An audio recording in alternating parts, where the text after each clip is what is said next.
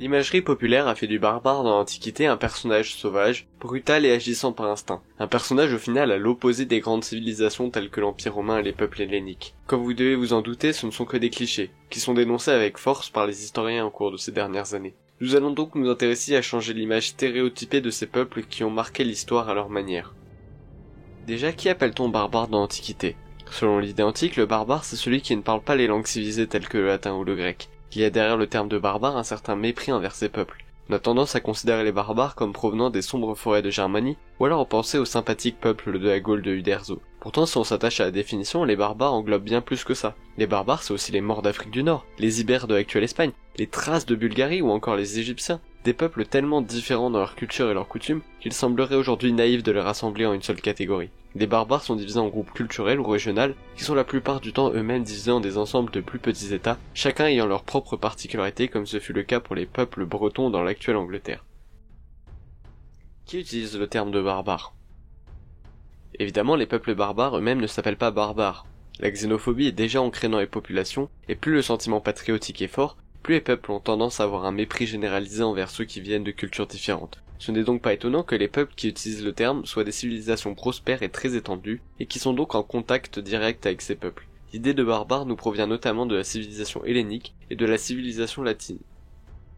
Ressemble-t-il à l'image que l'on se fait d'eux ?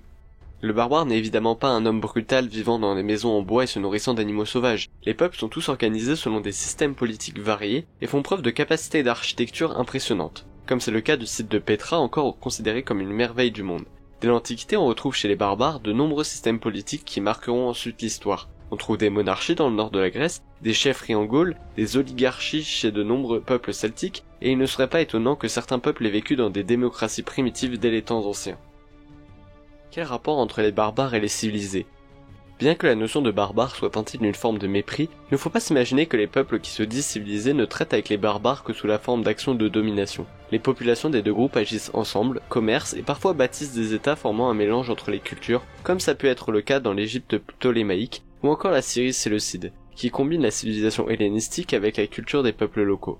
Plus on avance dans le temps, plus la frontière entre le barbare et le civilisé devient floue. Dans l'Empire romain, après l'édit de Caracalla, qui donne à chaque homme libre de l'Empire la citoyenneté, il devient très dur de différencier le romain du barbare, puisque tous parlent des dialectes et pratiquent des cultes issus d'un métissage des cultures. Et seul à Rome, on retrouve encore des gens utilisant le latin comme on nous l'enseigne aujourd'hui.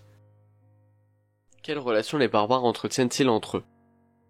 Les barbares sont trop diversifiés pour pouvoir s'unir en un seul ensemble d'États. Les peuples agissent dans une relative indépendance et ne traitent pas forcément de manière plus favorable avec les autres populations de la même culture. On peut néanmoins voir que certains peuples similaires s'unissent lorsqu'une menace vient de l'extérieur du groupe culturel, comme ce fut le cas lorsque les Germains d'Ariovistes ont décidé de s'installer en Gaule. Les Celtes se sont alors réunis pour prendre une décision sur comment traiter avec cette menace qui ne vit pas comme eux. De plus, les différents gouvernements qui dominent les populations barbares ne permettent que rarement des relations à long terme comme c'est le cas pour les nomades des plaines du Pont, qui doivent constamment se déplacer pour faire vivre leurs troupeaux et donc changent constamment de place et par logique de voisins.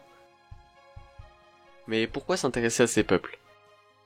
Les peuples barbares sont d'une richesse totalement sous-exploitée. Leurs variétés font qu'ils ont tous un intérêt à être étudiés car chacun à leur manière ont modifié la façon de vivre dans ces régions et ont permis la mise en place du monde que nous connaissons. Aujourd'hui, beaucoup de pays européens ont pris les grandes figures barbares pour en faire des symboles nationaux de la résistance à une menace extérieure, souvent représentée par l'Empire romain. En France, c'est la figure de Vercingétorix, du peuple des Arvernes. En Allemagne, c'est la figure de Arminius, du peuple des Cherusques. En Angleterre, c'est Boudica, du peuple des Icènes. Ces figures ont fait notre histoire récente, et notre imaginaire collectif. Et tout aussi utile de les replacer dans la réalité de leur époque, qui est parfois beaucoup moins romancée.